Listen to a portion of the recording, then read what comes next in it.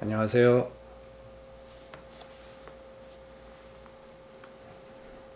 자, 이 그림은 우리가 흔히 알고 있는 나경도입니다. 패철이라고도 하죠. 이 나경, 흔히 나침판, 기본적인 그 나침판의 풍수를 접목한 그런 흔히 말하는 나침판인데 이제 풍수에서는 패철 나경이라고 말하죠. 자, 이 그림에서는 제가 이제 축자 미항으로 표시해 뒀습니다. 물론 이제 거꾸로 여기가 좌가 될 경우에는 미자 축향도 있습니다. 근데 이제 여기서는 축자 미양. 물론 이제 체계도 존재하는데 이제 그건 일반인들이 알기에는 이제 너무 난해한 것도 있고 또 신중해야 되는 부분이 또 체계이기도 하기 때문에 그건 이제 제쳐놓고 또 이게 왕산 왕향의 방향을 놓고 봤을 때 축자 미향이 미자 축향보다는 어떤 향적으로도 더 좋게 운이 들어오기 때문에 자 축자 미향으로 이렇게 제가 설명드리려고 이렇게 보여드렸습니다.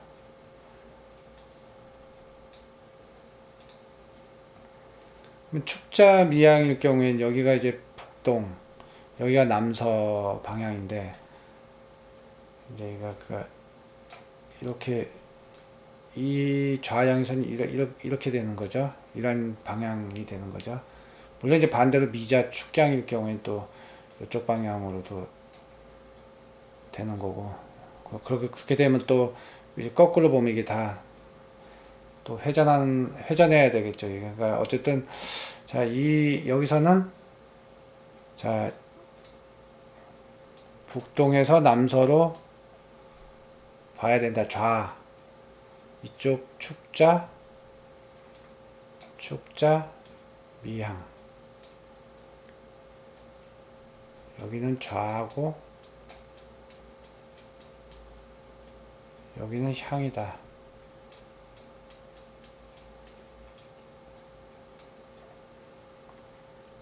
자, 이 축자 미향에서는 이 합심이 됩니다. 이 합심이 되는데 이 제가 이렇게 파랗게 표시한 건 좌고 여기 팔을 빨갛게 표시한 건 향이기 때문에 이렇게 네모와 동그라미로 표시해 주었습니다. 여기서 팔과 요 2가 합심이 되고 2와 또 이 팔이 합심이 되고 그래서 합심이 됐습니다. 그래서 아주 좋은 방향인데 그러니까 실제로 파룬에서 이 사계절을 이제 집에서 이제 지내보면 남서양 쪽에가 더 쾌적합니다. 쾌적하고 제 아는 지인들 같은 아파트에서도 이 정남향보다도 이 남서양 쪽이 더 쾌적하고 여름에는 습도가 하여튼 남쪽보다는 좀 덜하다는 거를 제가 실제로 체감도 하고 여러분들도 한번 잘 기억을 더듬으셔서 한번 보시든가 아니면 내년에 또 한번 확인해 보시면 아마 또 어떤지 아실 겁니다. 이게 다 기운 차이입니다. 이게. 자, 그러면 8, 2에서 합심이 되고 2, 8에서 합심이 됐는데 자, 이렇게 되면 이 재물이 흩어지지 않고 쌓이고 항상 그동안 쌓아둔 재물이 있다면 그것을 단단히 지킬 수 있다. 또 여기서 이제 이 국마다 여기 표시해둔 제가 표시는 안 해뒀지만 이 국마다 어느 위치에 비보를 하느냐에 따라서 그러니까 모자라는 부위는 보충하고 또 잘 되는 부위는 더 흥할 수 있게끔 어떤 비보를 한다면 아마 더 흥할 수도 있습니다.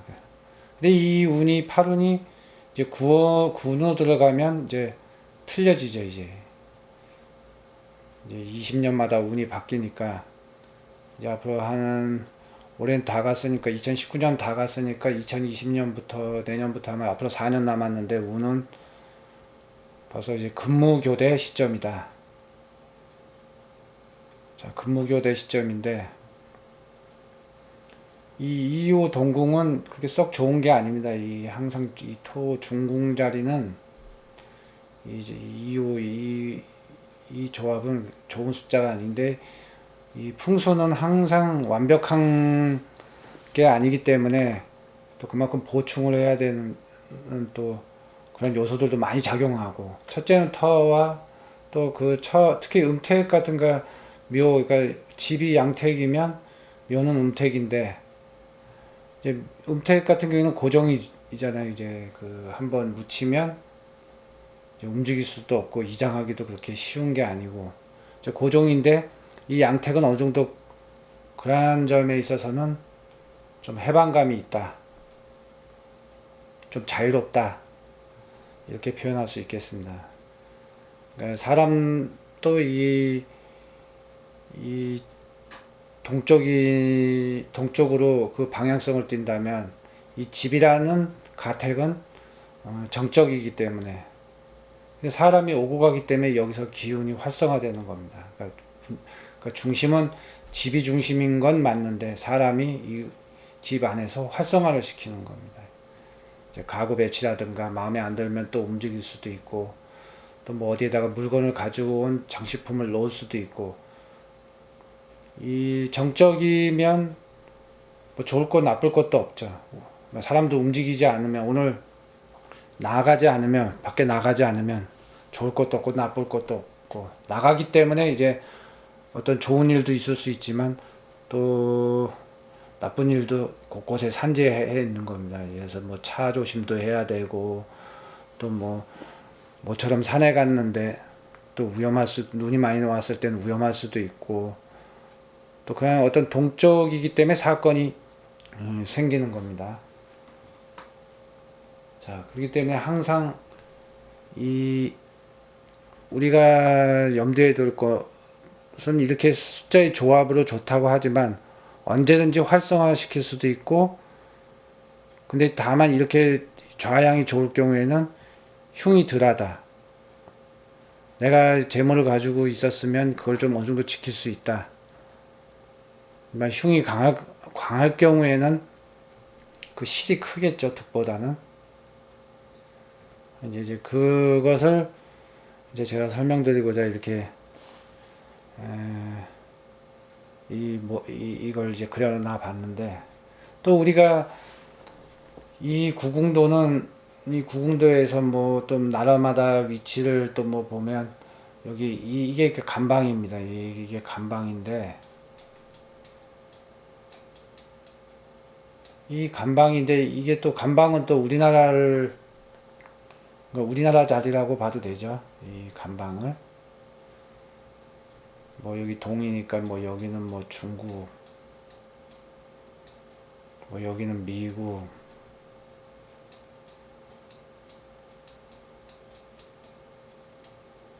뭐 이런 식으로도 이렇게 보기도 해요. 이제 자 여기 뭐 미국은 이 서니까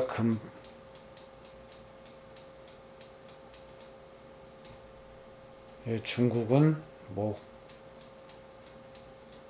자, 금극 목합니다. 제가 전에 인테리어 풍수 인테리어를 설명드리면서 뭐 TV가 이 금자리에 있고 여기에 쇼파가 있다면 자꾸 보게 된다고 TV에 지배를 받는다고 말씀드렸죠. 자, 이거는 미국이 이제 서쪽 방향 같으면 동쪽은 중국이다.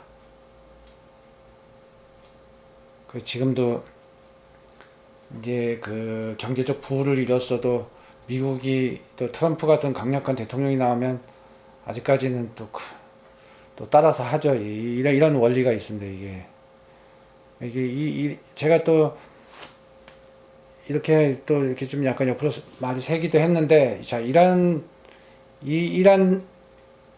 구궁도에서의 그 방위를 적용시키면 또 이란 쪽으로도 또 해석될 수도 있다. 그러니까 제가 전에도 말씀드렸지만 어떤 기본을 탄탄히 해놔야 이런 것을 자꾸 확대시켜서 우리가 여러 가지로 해석할 수 있는 겁니다. 이 해석을 할 수가 있는 겁니다. 자, 그러니까 우리는 이제 이 풍수를 공부하면서 어떤 결론 도달보다도 이 과정도 차근차근 이런 배워 나가는 자세를 취한다면 우리가 이 풍수가 안 밖에서 또 우리가 그동안 그냥 무심코 지나쳤던 어떤 사물이라든가 따지고 보면 이 풍수도 자연을 배우는 겁니다.